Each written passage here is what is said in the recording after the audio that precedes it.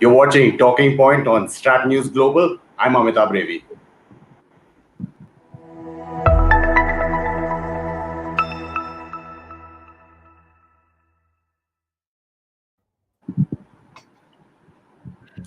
Well, I'm joined by former Foreign Secretary Kanwal Sibal. Thank you so much. From Singapore, also by Professor James Crabtree. He's an author. He's the Associate Professor also at Kuan School of Public Policy at NUS in Singapore. He's a writer, a billionaire Raj. He's been a journalist as well. He still is. He writes quite often. And from London, we joined live by Benedict Rogers, a human rights activist and a writer as well. Thank you, all three of you, for joining us. Mr. Sibal, I just wanted to get you in first. One of the cornerstones in India-China policy was that differences should not be allowed to change into disputes. Now that's in complete tatters. Many would say that it's been buried in the Galwan Valley. There are a lot of options that India has going forward. The national mood, you've all seen how it is. But just take us through how do two nuclear powers, even though militarily there is a complete disparity between India and China, even though we are catching up in many fronts, and there's no way that our sovereignty will, the resolve that the armed forces have vis-a-vis that. But militarily-wise, where do you see India's options currently? Well, firstly, you must recognize that the area in which the confrontation is taking place is very remote, very high, very inhospitable, where the forces need a lot of acclimatization, where you can't, in fact, because of the terrain, put in a large number of forces. Maybe you can put in a brigade, nothing more. And a brigade, however strong China may be, can't do very much in these high altitudes. At best, 1 kilometer here, 2 kilometers here, nothing more than that. That's not enough to overrun India's position, and that applies to India too.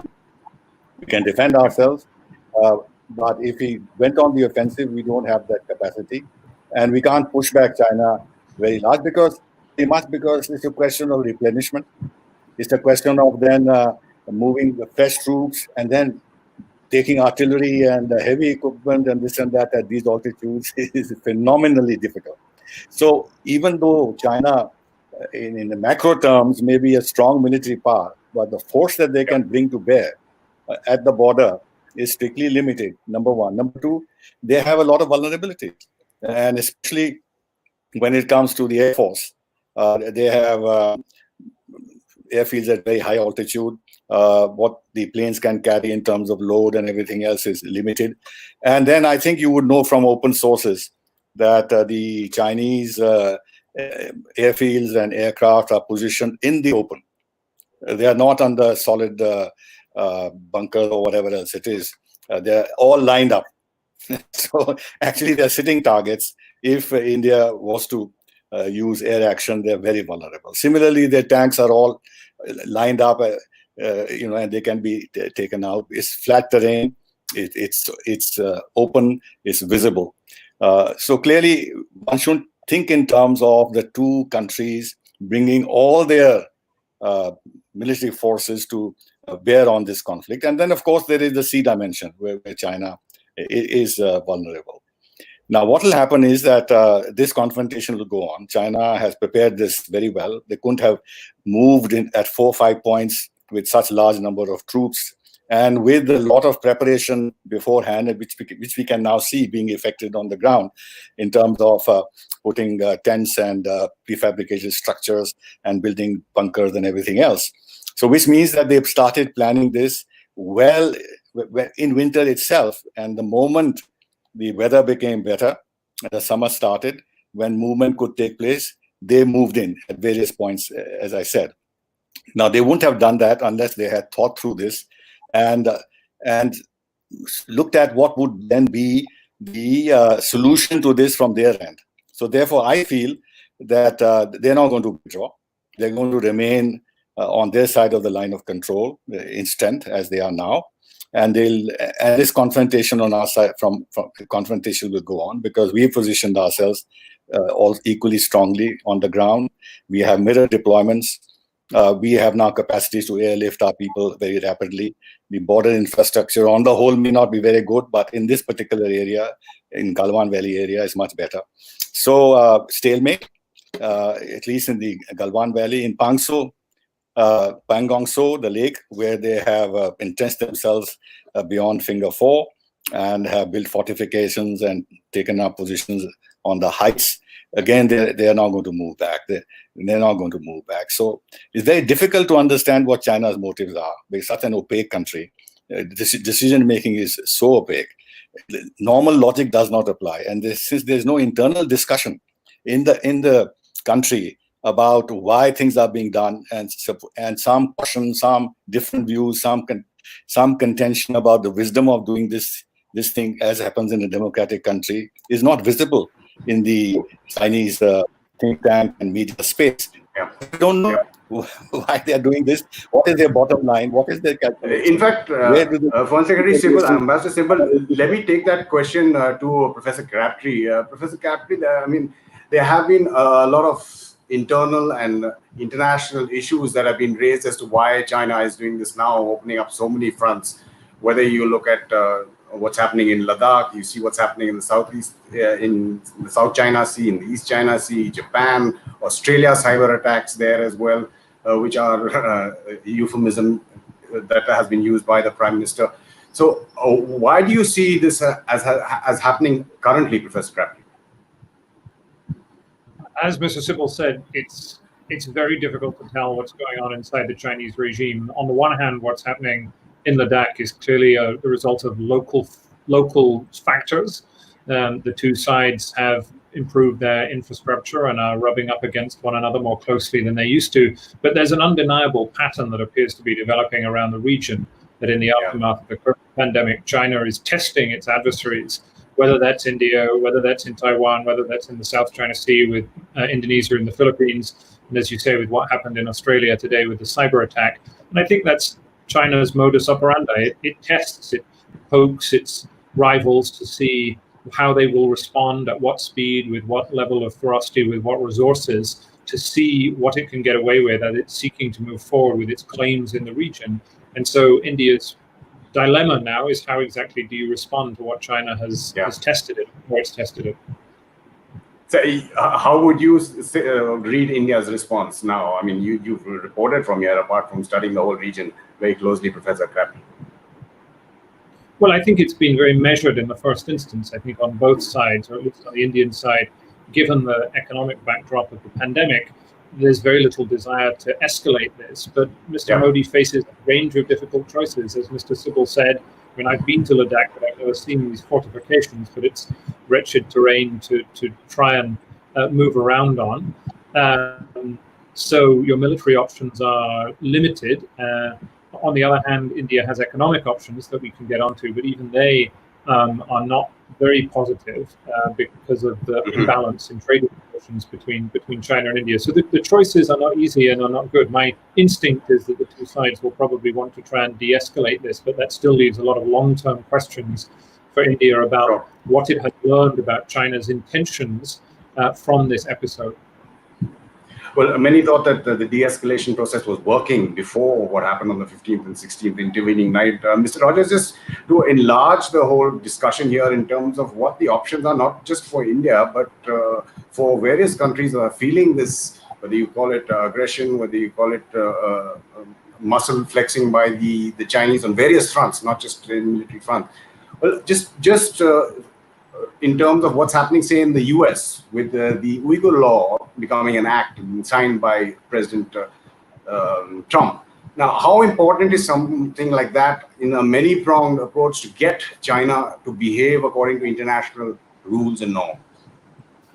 Well, I think that new law is very important and very welcome, because I think for too long there has been a tendency in general to somewhat turn a blind eye to the extremely egregious human rights crisis in China, both for the Uyghurs but across the board, that has intensified over the last few years under Xi Jinping. And I think part of the international response to China's repression internally, but aggression well beyond its borders, is to stand up for human rights. And so the Uyghur law, I think we need a much more robust response to the flagrant violations of the Sino-British Joint Declaration, and an international treaty lodged at the United Nations, which is now being discarded by Beijing in terms of what they're doing to Hong Kong.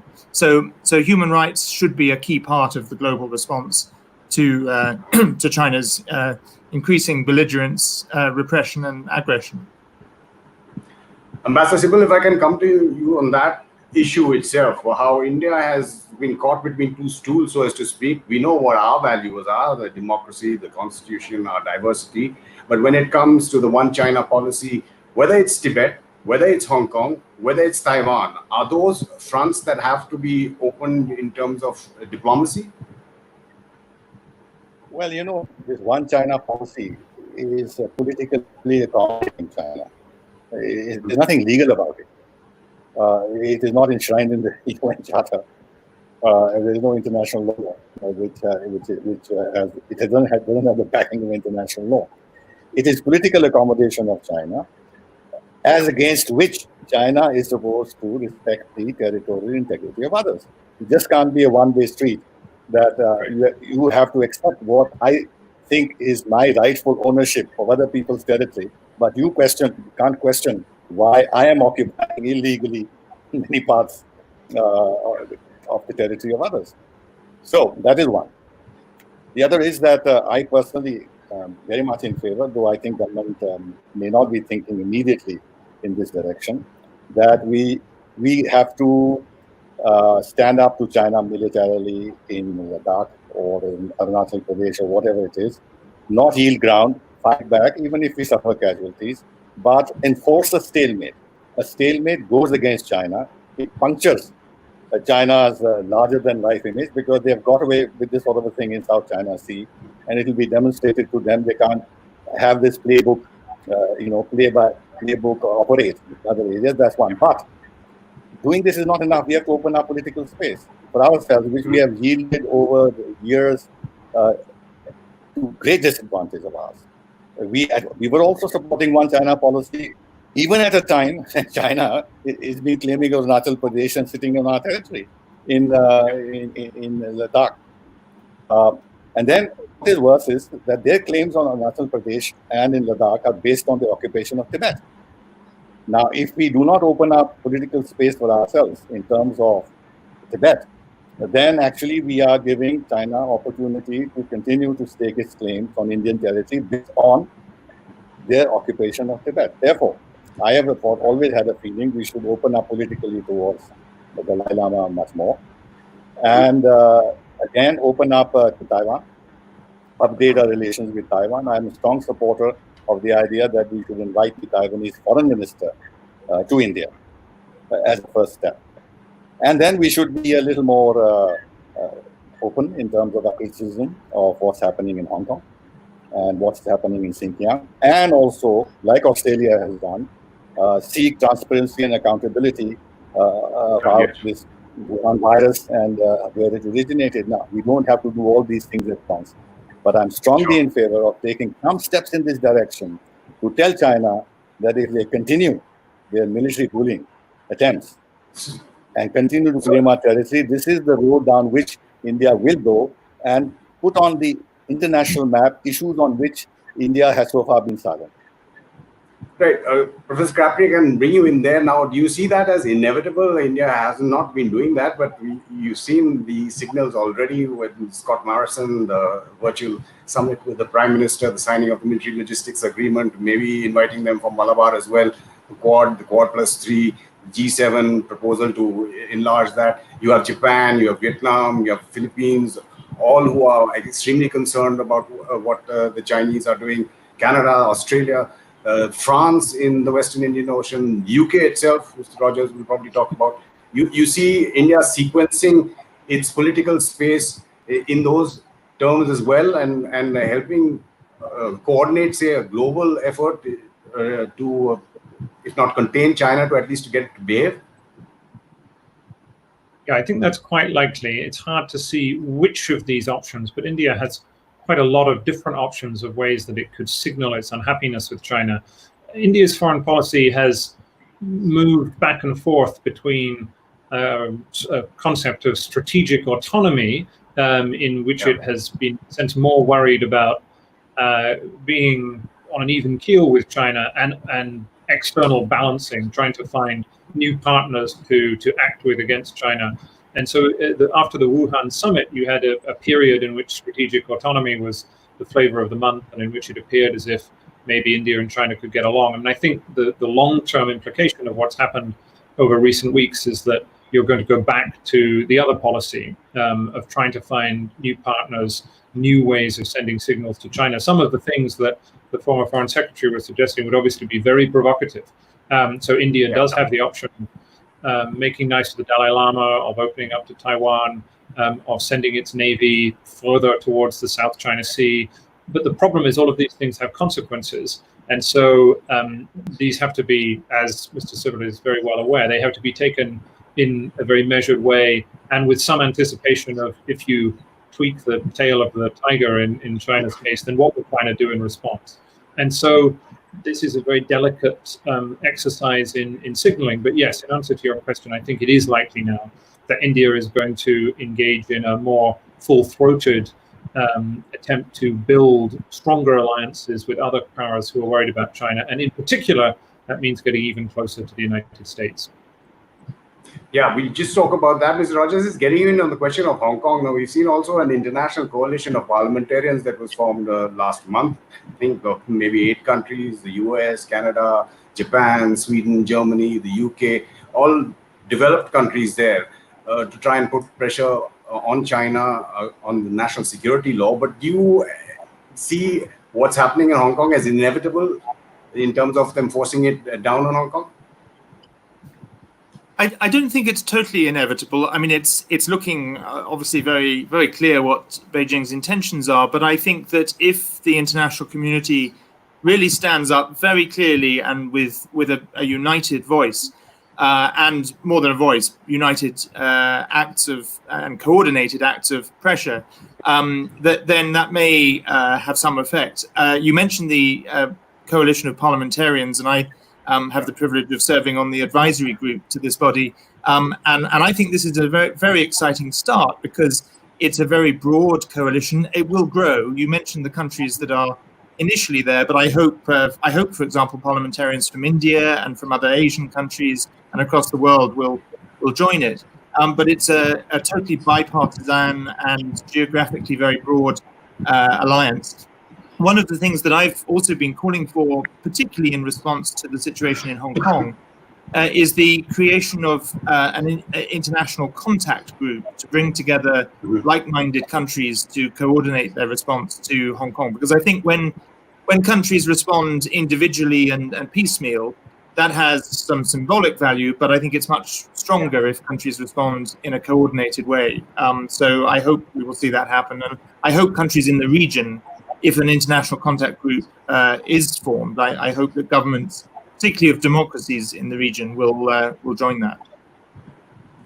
Ambassador Kanwal, just getting in here on how do you hurt the Chinese where it hits them hardest? You've talked about it, Mr. Crabtree's talked about it, Mr. Rogers also. Now, one is, as Professor Crabtree was also talking about, Malacca Straits, which is a choke point with over 80% of Chinese trade flowing through that. That's one option that can be utilized if need be. But all these more than pinpricks, well, you mentioned Tibet, Hong Kong, Taiwan, the Uighurs. How much does it hurt Beijing if this is coming from a concerted international effort, so to speak, to either force them to change their behavior in those particular circumstances, or at least force them to reconsider what they are doing in terms of their muscle flexing? Well, I've not been able to understand why China is taking so much risk, why she is taking so much risk. Yeah. At this point in time, when it's locked into this struggle with the United States of America, the most powerful country in the world. And it has now, as you well know, rubbed so many of the countries in the region the wrong way, whether it's Vietnam or Indonesia or the Philippines or Malaysia or what have you. And they opened up this front against India. So I can't reason, I can't find any logic in this. And if the belief is that China thinks years ahead and whatever have you, and this kind of myth that is built around China's wisdom and long-term anticipation of things, I think this is a bit of a fantasy. I think they've committed a serious mistake. They are turning most of the world against them, though I must say that our neighbors will not support us. And a lot of African countries who have their own grievances against the West, long-standing colonialism and this and that, and who want to benefit from China's economic strength, they will not take sides. Neither will the ASEAN countries, nor for that matter the West. Now, just mentioned coming to the United States and all that. That's fine in terms of opening up space for ourselves. But as you know, even now, the statements that are coming are very balanced, asking both sides to diffuse the situation, etc., etc. Now, what I find very intriguing in this is that all these countries, I'm talking to Western countries, who've seen China's conduct in the South China Sea and Hong Kong and everywhere else, when it comes to confrontation with India, they equate the both countries as if both countries sort of, they may be right, they may be wrong, that kind of a thing. Therefore, the strategic autonomy business should not be misunderstood. It simply is that we are not very well assured that if we joined more prominently, more visibly, the camp of democracies and everything else, we will get the support we will get. I mean, a lot of these people in the West are very anti-Modi. They're very anti-Hindu, they're very anti-Hindu nationalism, and on Islamic issues in India, they are taking positions which, to my mind, seem bizarre. So we have to be careful, which means that we have to continue to engage China as much as we can but bolstering up our defenses militarily. And as I said, opening up our political space. If they claim Arunachal Pradesh, why can't, in return, we give a little more space to Dalai Lama?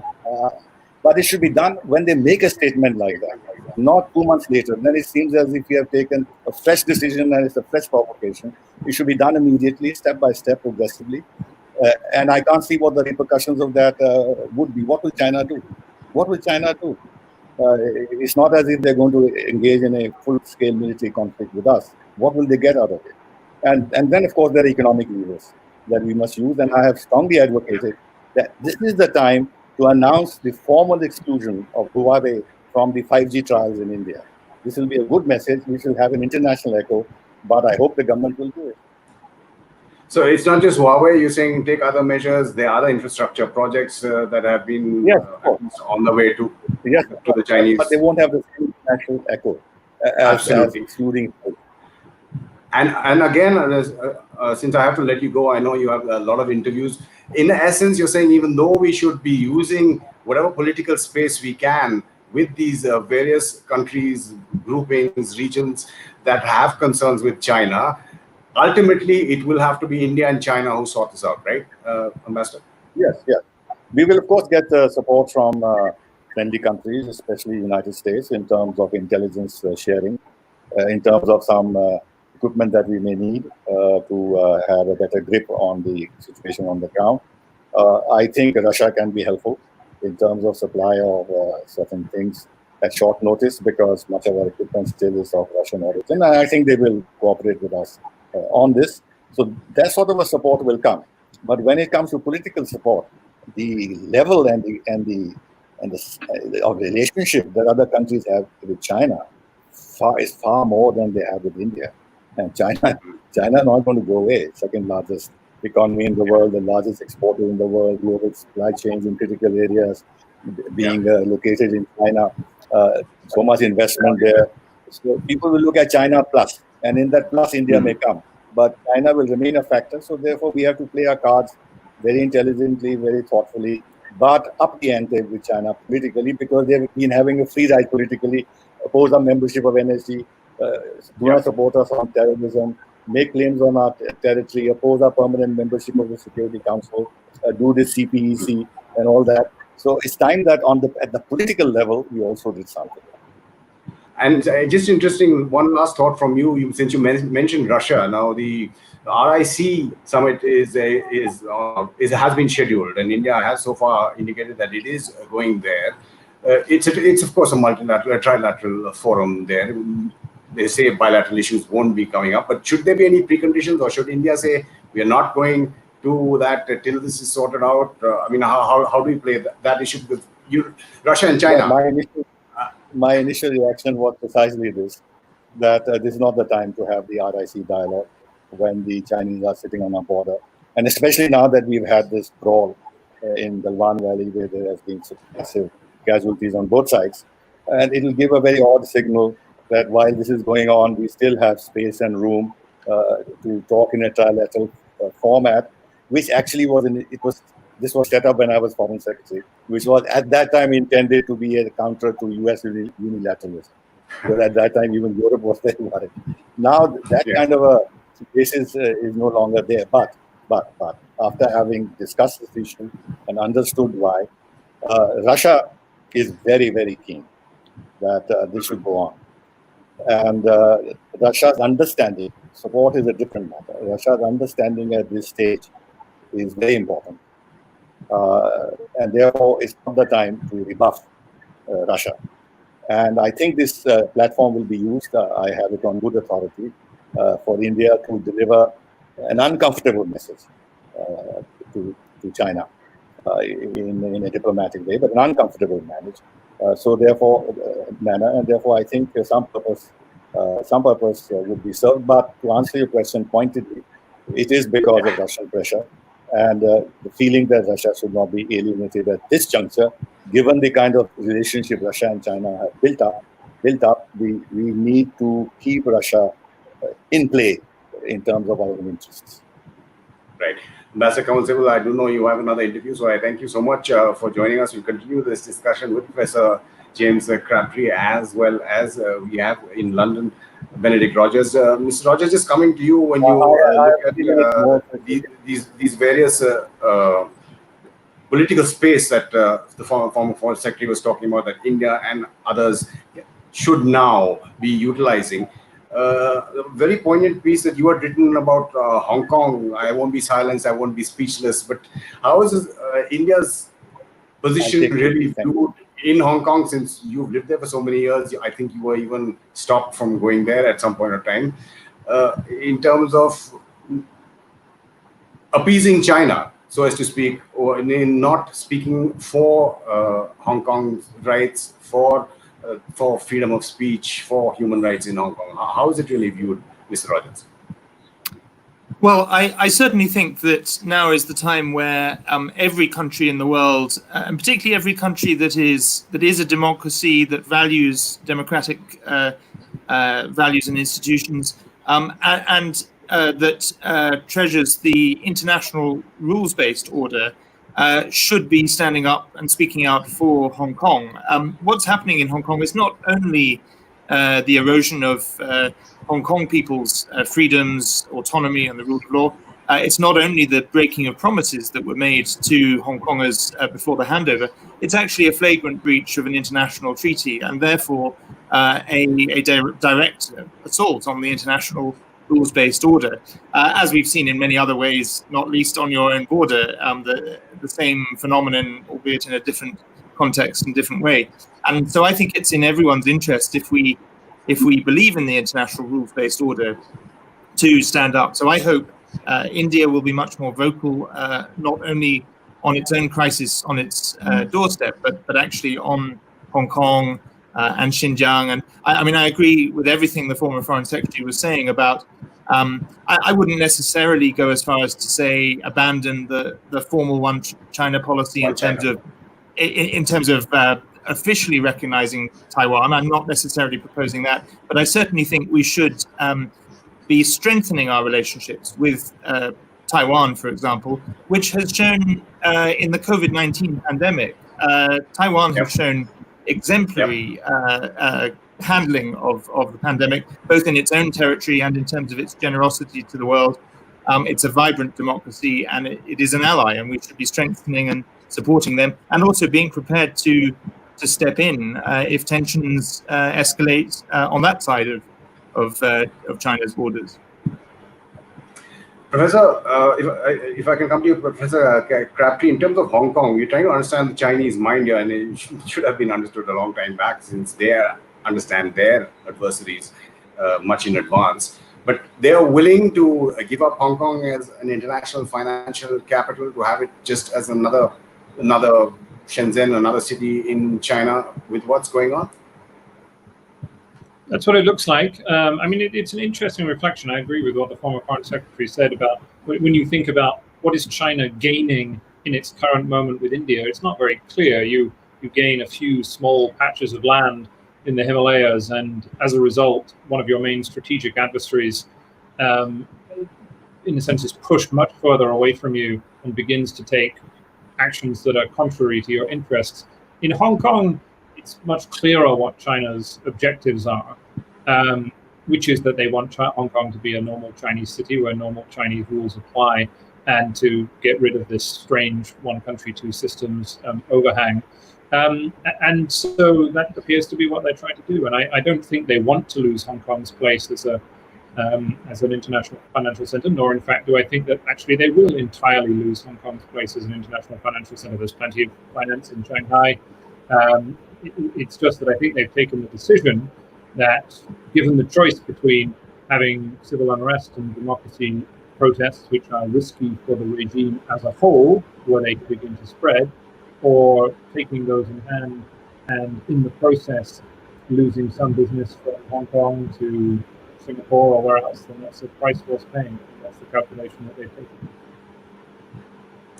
Mr. Rogers, again, coming to the larger issue of countries that are facing problems with China, whether directly or indirectly in terms of whether they have either boundaries or seas, maritime boundaries or land boundaries with them. Now, the US, of course, has a trade issue.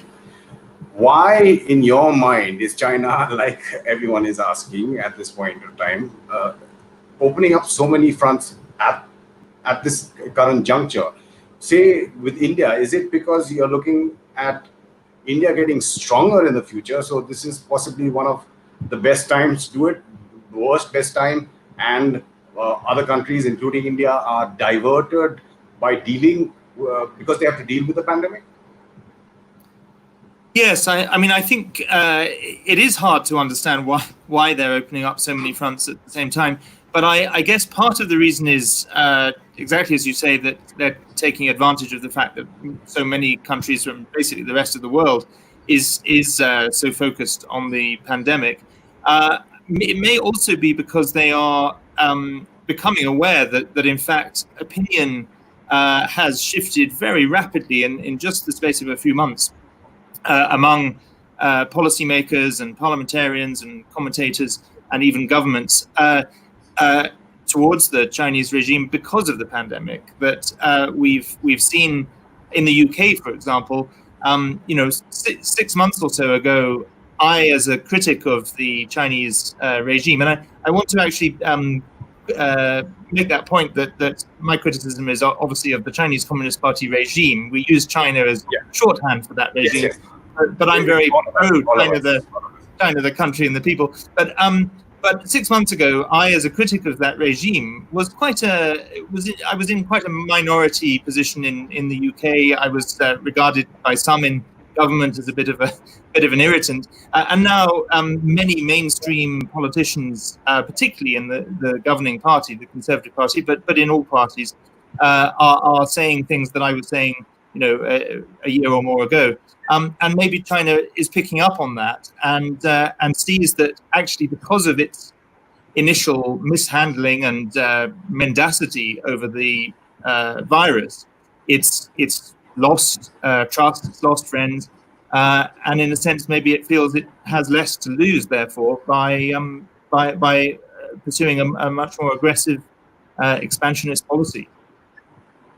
Professor Crabtree, do you agree with that view that people say, like Benedict Rogers, who were in a minority a while back, now are gathering steam in terms of the world recognizing what China is? And just going back to a point that Ambassador Sibal had brought up earlier, a big ticket one. Now, say for India, even with the UK, I think the same thing happened. There were indications that Huawei would be allowed despite US pressure. Is that something that is a clear signal and a big signal, especially, say, for India in its current situation, to give out that it will not allow Huawei or other Chinese into 5 tech 5G, I beg your pardon, in technology in the country, and for other countries to all follow suit as well? I mean, I think the pattern that you're seeing there is similar to the one that you saw after the global financial crisis, which is when China began its island building in the South China Sea. The Chinese elite took a call then that the United States was off balance, that maybe it was weaker than it previously thought, and that it could push forward in various different areas.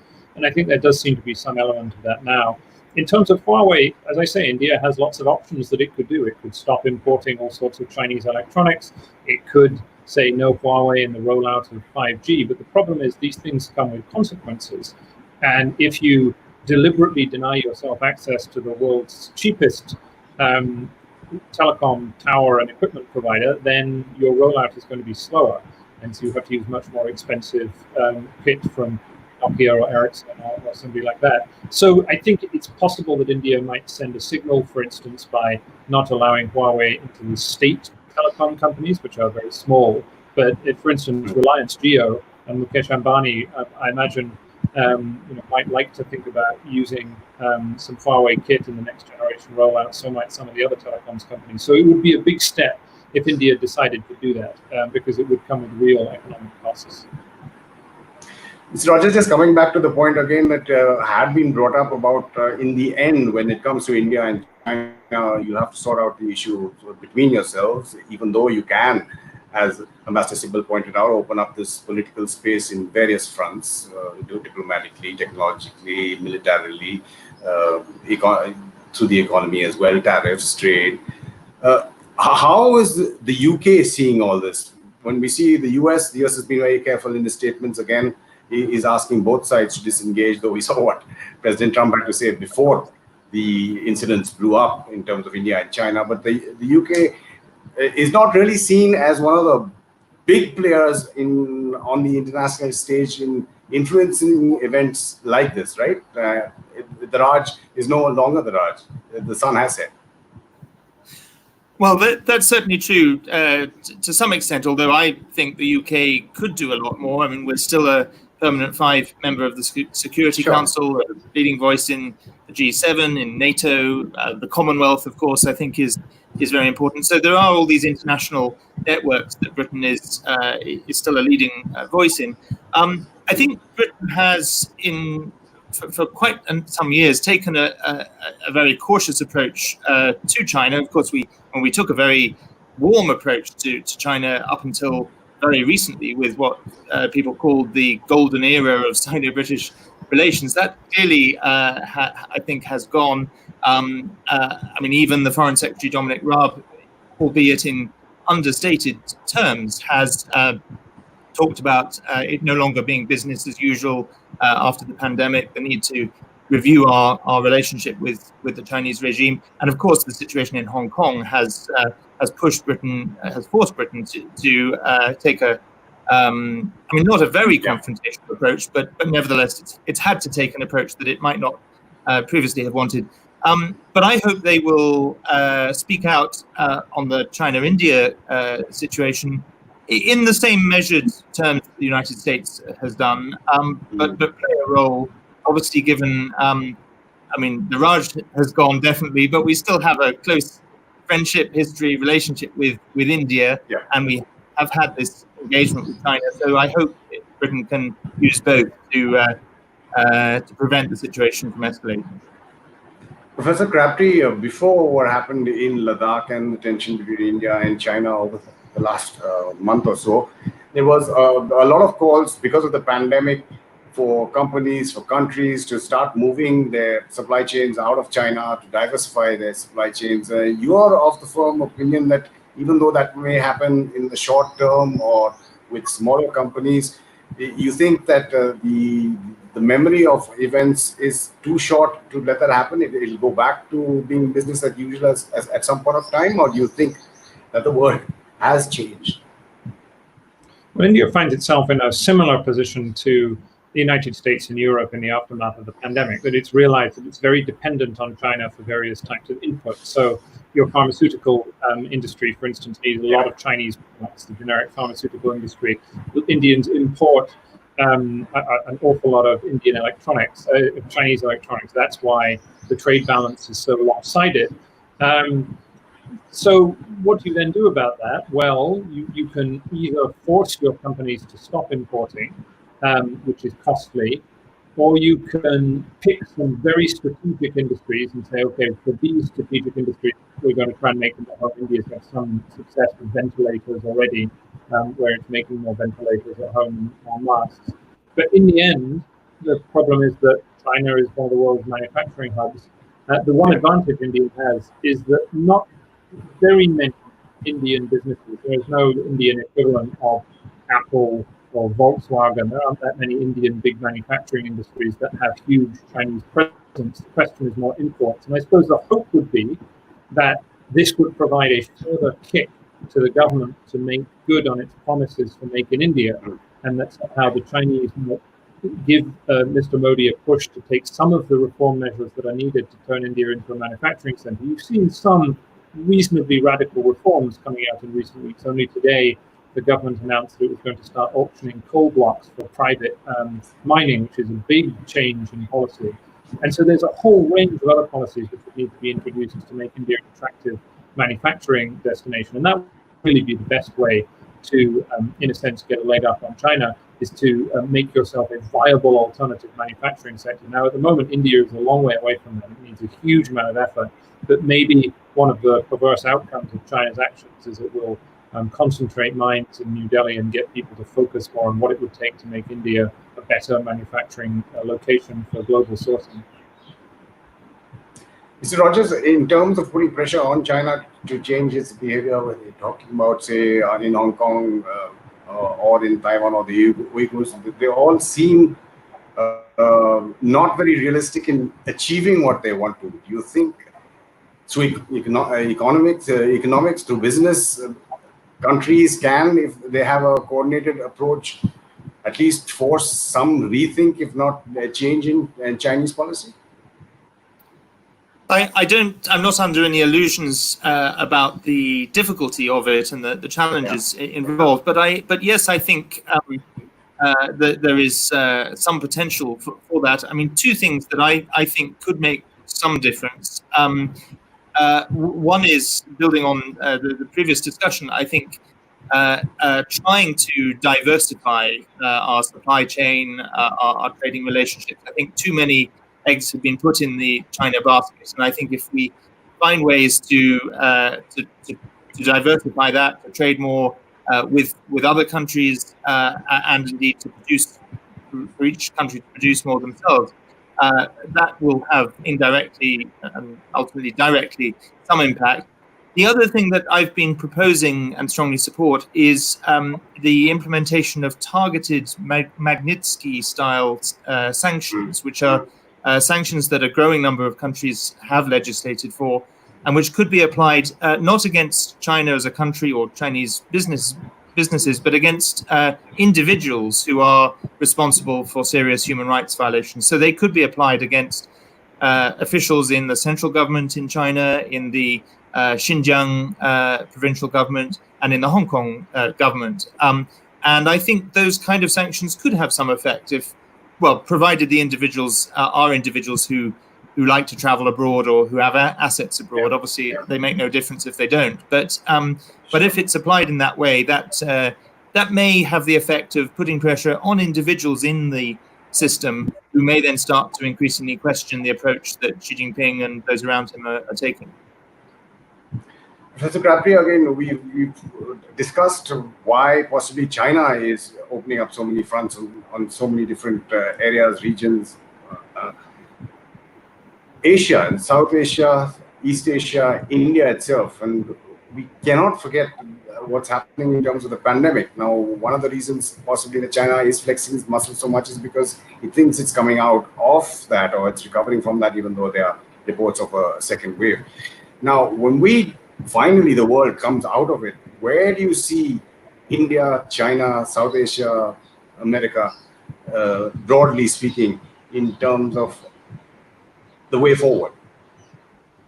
I mean, it gives me no great pleasure to say this because I lived in India and have a great affection for the country, but I fear that India and South Asia will be economically at least, one of the big losers from this crisis. So China is going to get back on its feet more quickly. Southeast Asia has been less affected. But if you look at the progress of the pandemic, unfortunately, India and Pakistan, to a lesser extent, Bangladesh and Sri Lanka, all have very serious problems. There's no sign as yet that they've been able to bend the curve back down. And I think that will continue to be a problem, managing this pandemic with limited fiscal resources, with overstretched healthcare systems, and with then knock-on effects for military budgets as well. So if you're thinking about what's happening with China, and instead of thinking about external balancing, about making new friends abroad, if you're thinking about what you can do to beef up your own resources, well, that takes money. And at the moment, there's not going to be very much money to go around, because every rupee and paisa you have is going to be needed for economic support and for helping the most needy. And so I think one of the unfortunate downsides of this pandemic is that there will be a deeper divide between East and Southeast Asia, and on the one hand, and South Asia on the other, where East and Southeast Asia will be damaged by the pandemic, but get out of it more quickly, in South Asia, which is going to be in a more problematic position. But in a sense, that only reinforces the need for India to take matters into its own hand. That means more reforms of its domestic economy, do what it can to strengthen its domestic position, and work more craftily and cleverly to make friends abroad in order to achieve its objectives with China. As I say, India has lots of options for what it can do. It's just that this isn't happening against the most perfect of backdrops. Professor James Crabtree, and we have Benedict Rogers from London and Professor Crabtree from Singapore. Absolute pleasure. Thank you so much for joining us, and thank Ambassador Kanwal Sibal, who joined us earlier as well. Thank you so much, both of you. Thank you so much.